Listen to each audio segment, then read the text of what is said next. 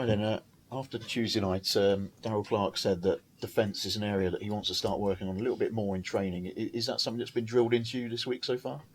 Well, we're just about to start the week, so we'll find out. I just think the mistakes we've made in previous years possibly went unpunished, and it's like being a slightly out of shape or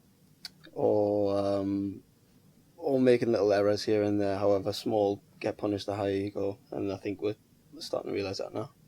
I mean, the way that Rovers have set up in the last couple of games have been slightly different in each Saturday, Tuesday. Has that affected the game at all for you? For me personally, slightly because of positional wise. I got to play in my favourite position for the first time in the league on Tuesday night. I mean, whatever position we're ever asked to do, we'll always give 100% no matter what. But when it chops and changes, you've got to adapt to it. That's what the gaffer wants, and that's what we'll give him. I mean, from your point of view, from the performance from Tuesday, what positives can you take, and any negatives you need to work on as well from the game? Positives, I think we dominated the game. I think we showed we more than belong at this level, and we've got enough to worry teams. I mean, negatives would be finishing our chances, but on another day we could add 4 or 5. Going into Saturday, it's a long trip up to Bradford. What do you know about them and the threats they possess? I know they've started well. I think they're unbeaten today, and I played there before in front of, I think there was like 14,000 there, so I expect the same or more, bigger crowd, and they'll draw energy from that, and it's up to us to stop them. Because, I mean, Rovers, obviously you've got Matty Taylor who's banging in the goals, but Bradford, they haven't got one out-and-out striker who's banging form. They've got several players all over the pitch who are knocking the goals in. Does that make it harder to assess them ahead of the game?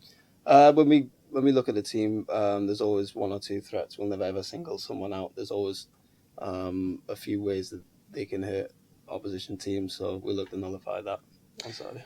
And just looking outside now, obviously out the window, it's a lovely sunny day for training. Yeah. You're not going to have too many more of these as the winter closes in. Is there something that you're going to take today and try and make the most of things like this? Yeah, of course, because I mean, I don't know, I can only talk about previous years, but you start to get in the months of December and January and whatever, and the pitches start to churn up, so the type of football you're allowed to play changes. Early season, it's almost like pre-season, you're passing the ball because the pitches are perfect, but when that changes and becomes more of a fight, then you've got to adapt your game. Obviously, as a defender, where you're probably going to be throwing yourselves around the pitch a little bit more than maybe the strikers or midfielders might. Does that make it harder in training in terms of holding back a little bit?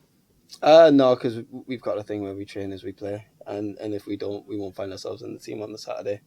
It's really competitive out on the training pitch, and I wouldn't have it any other way.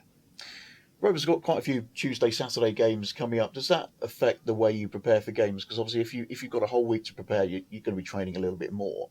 Yeah. Do you have to? Is it harder for yourself to prepare in terms of how you lead up to the game, etc.?